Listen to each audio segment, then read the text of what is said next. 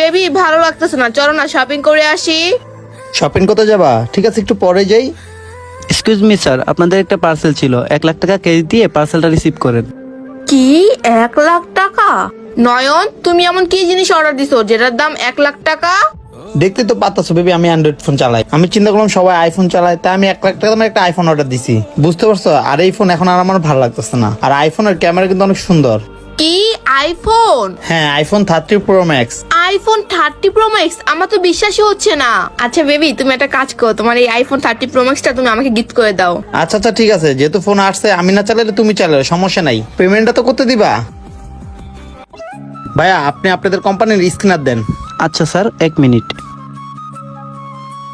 কি ব্যাপার, টাকা তো যাচ্ছে না, সমস্যা নাকি আপনাদের অ্যাকাউন্টে? ও না, নেটওয়ার্কের প্রবলেম হচ্ছে। তুমি আরেকবার চেষ্টা করো। আচ্ছা দাঁড়াও। মাঝে মধ্যে নেটওয়ার্কে অনেক প্রবলেম দেখা যায়, তো এই জন্য হতে যাচ্ছে না।